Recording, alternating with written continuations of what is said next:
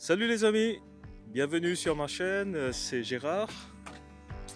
Et donc aujourd'hui on est le 5 mai et c'est le 24e jour de mon programme de remise en forme.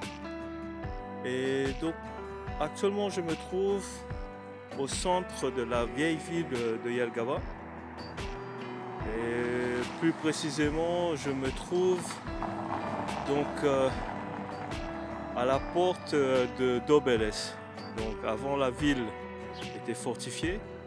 Et donc je me trouve à la porte de la ville et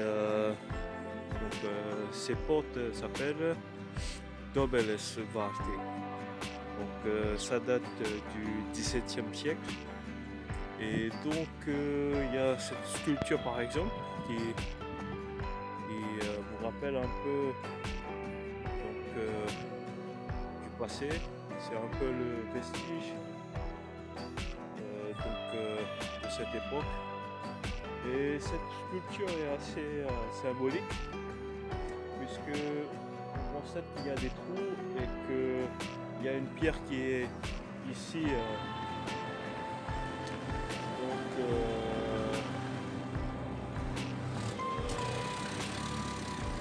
Dans la sculpture, qui a été fixée dans la sculpture. Et ceci pour montrer que malgré le fait que la plupart des pierres où les édifices se sont écroulés, peut-être dû à la guerre, à la Deuxième Guerre mondiale, mais il y a quand même quelque chose qui reste. Et donc je pense que c'est assez descriptif. Donc ça montre un peu on a pu sauvegarder une partie de cette vieille ville de Jelgava. Et donc voilà, encore une fois, c'est une sculpture assez bien pensée. Donc il y a des trous, donc il n'y a pas de pierre à l'intérieur. Et là, il y a cette pierre qui est toujours fixée dans la sculpture et sur laquelle on a gravé donc Dobelesvarti 17e siècle. Donc nous sommes vraiment, puisque comme je vous ai dit, la vieille ville de Jelgava était fortifiée et se trouvait donc de l'autre côté du rive de la rivière de Yaloupé. Et là où vous avez aussi l'île du palais. Et donc bien sûr, le palais se trouve sur l'île. Donc ça c'était du côté de la ville. Et donc il y avait plusieurs, comment on va dire, il y avait plusieurs portes donc pour sortir de la ville fortifiée.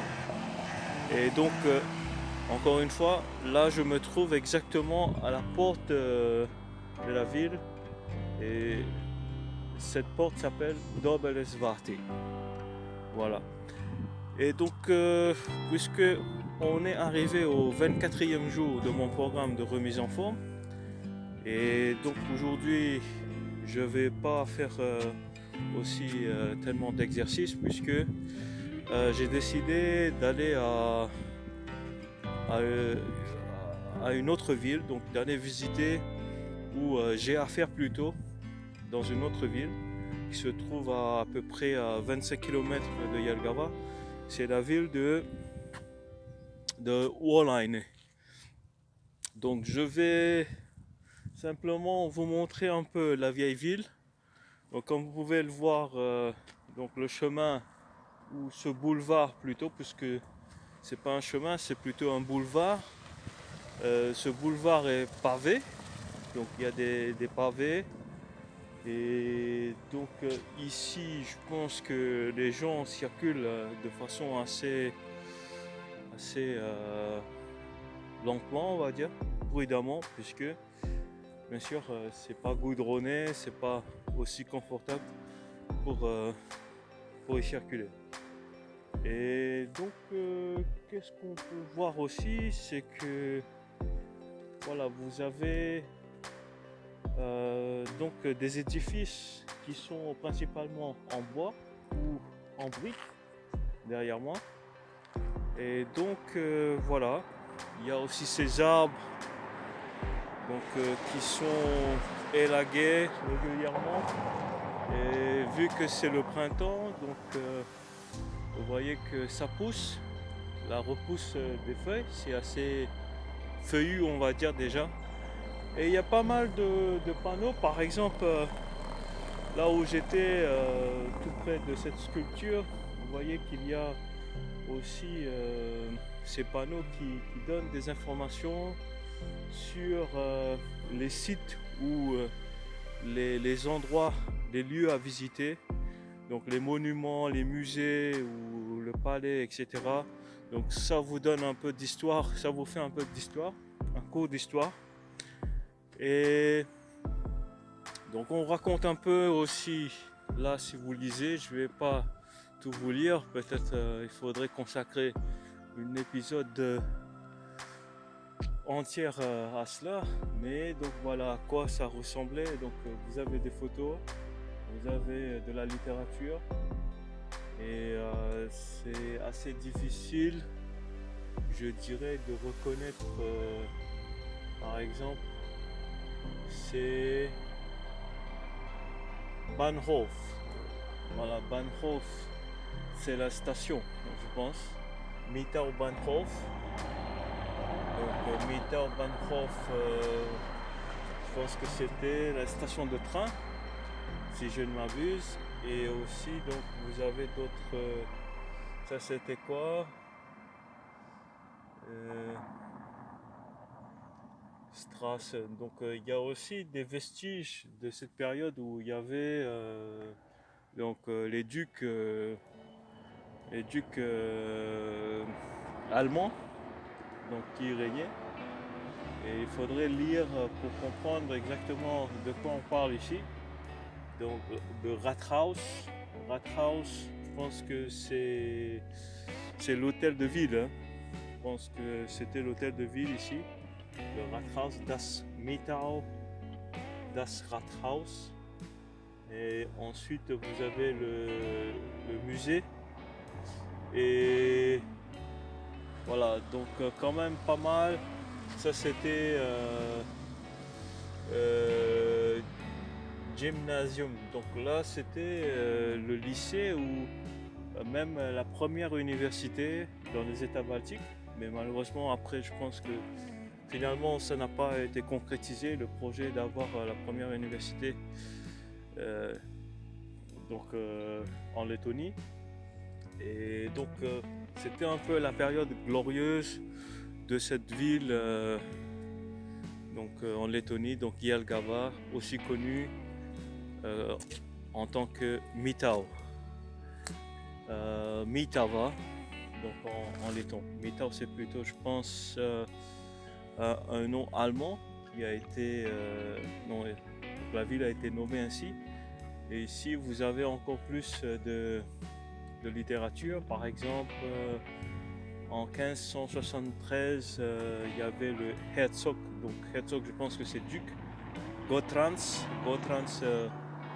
Pieszkiera Jelgava et Piesetas Tiesibas. Donc voilà, c'est le duc Gautran. Et voilà, donc vous avez aussi des monnaies avec des effigies donc de la région Kurzemes. Donc le Gerboni c'est l'emblème, donc c'est l'emblème où the coat of arms, ce qu'on dit en anglais le coat of arms, c'est l'armoirie. Et donc il y a pas mal de choses à lire, donc, mais je vais pas m'éterniser là-dessus, c'est juste pour vous montrer un peu à quoi ça ressemble, donc cette vieille ville de Jelgava. Et donc voilà, je vais maintenant essayer de me promener un peu. Donc pour revenir à ma remise en forme, je dirais cette allée, cette rue, donc entre parenthèses, donc s'appelle Ventspilsetassiela. Donc Ventspilsetas, ça veut dire vieille ville justement, et Yela ça veut dire chemin, donc c'est le chemin de la vieille ville. Et là on est donc vraiment au cœur de cette vieille ville de Jelgava. Et ici vous avez aussi, je pense, des organisations. Donc je ne suis pas exactement sûr de quoi il s'agit. Donc je pense que c'est des ateliers House of Latvian Traditions and Crafts. So with workshop and ceramics workshop. Donc on fait de la céramique, donc de la poterie, et on fait aussi donc du tricotage, du tricot, ou je pense on dit aussi du crochet, hein. C'est du crochet je pense. Voilà, et vous avez des photos et tout, et donc aujourd'hui c'est ouvert de 10h à 15h, donc ça doit être ouvert, Chalet Latviae, et vous avez des emblèmes, donc il y a des signes folkloriques, donc qui sont un peu le folklore, un peu la tradition, un peu le paganisme des Lettons, quoi. Voilà, je peux peut-être m'aventurer, je peux venir un peu, je vais aller dans cette cour pour y voir un peu plus, sans vraiment avoir l'intention de pénétrer à l'intérieur. Voilà, la cour elle est accessible, on dirait. Et on dirait aussi qu'il y a des gens qui sont là, qui sont en terrasse. Donc je me demande si donc ces gens, c'est des gens qui sont juste des visiteurs, ou est-ce que ces gens possèdent ce lieu. Donc, vous pouvez voir que c'est assez traditionnel. Donc les ateliers, je ne pense pas que voilà, puisqu'on est le 5 normalement. Je vous ai dit qu'on est le 5, donc c'est un jour férié. Je pense qu'il y a un petit café et tout, mais on va revenir peut-être à une autre occasion. On va y revenir, mais comme vous pouvez le voir derrière moi, donc ce pommier, je pense que c'est un pommier, voilà, qui est déjà en fleurs. Donc ça fait plaisir de voir.